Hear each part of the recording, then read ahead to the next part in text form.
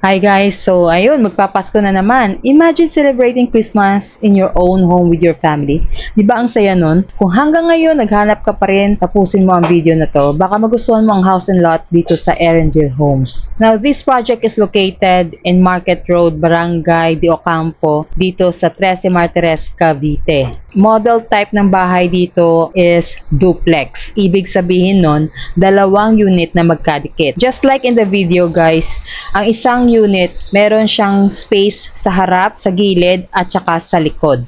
The advantage of this type of house ay isang kapitbahay lang ang nakadikit sa property mo. Ang susunod na kapitbahay ay malayo na sa inyo. Mas may privacy kayo as compared sa mga clustered townhouses na the usual nyo nakikita sa mga subdivisions. So, ang makikita nyo dito ngayon sa video is the actual turnover of the house. Lot area of this house is 72 square meters and the floor area is 44 square meters. Guys, sulit na rin ito kasi this is already a complete finished upon turnover.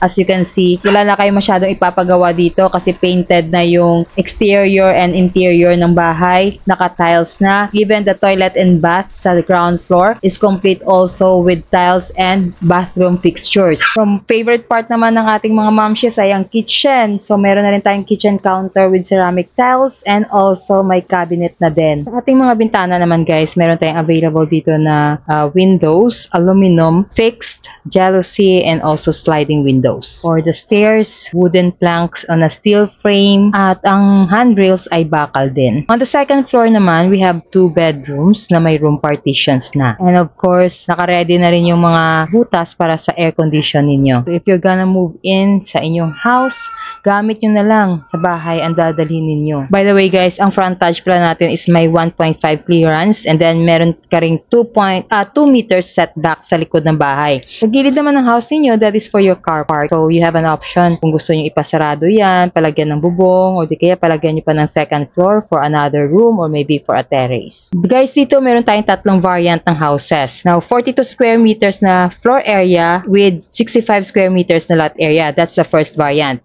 Second variant ay yung pinapakita ko sa inyo ngayon na may 44 square meters na floor area and 72 square meters na lot area. The other one is 45 square meters na floor area and 72 square meters na lot area. Pagdating sa design ng bahay, the same lang. Pareho lang silang tatlo. Ang difference lang dito sa kanila is of course the size and then the total contract price. So for the smallest one, which is the 42 square meters na floor area na may 65 square meters na lot area, price starts at 2 million. The other 2 variants, no, ang 44 square meters, that will be like 2.23 million. And the 45 square meters na house naman is na starts at 2.27 million. So, balik pag nag-reserve kayo at gusto nyo ang ganitong variant or yung isang variant, it will depend sa availability upon reservation. So, for the transportation naman, very accessible din kasi 2 rides lang to. 1 bus ride from PTEX via 13 Martires na biyahe. Pagdating sa may SM, meron nun.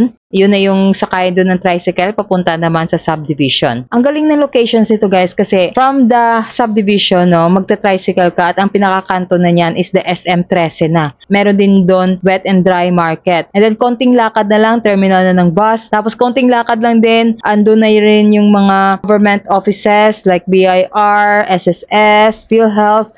Konting lakad na lang din, nandun na rin yung mga grocery stores like Walter Mart, Pure Gold. Kaya accessible at very convenient para sa ating mga home buyers if they are going to get a house here sa Erenville. Wala ding magiging problem sa schools kasi maraming private and public schools na malapit sa Erenville. Same goes with House of Worships. Available ito for Pag-ibig Housing Loan. Reservation fees only 10,000 pesos and amortization for 30 years is estimated lang is nasa 13,000 plus and minimum income requirements is nasa 36,000 pesos and up. Okay, so it will depend pa rin kasi pwedeng magbago ang price anytime. For more detailed information about the project, let me know in the comment section or better yet, inbox me, message me sa aking Blue App account which is at Family Pinoy Homes. Sa screen na po yung page so that I can send you more detailed information, sample computation, and also we can talk about the schedule for site viewing. So marami pa tayong inventories right now. I hope na makahabol kayo. Wag na nating antayin na maubusan tayo. So again, thank you so much for watching. Bye!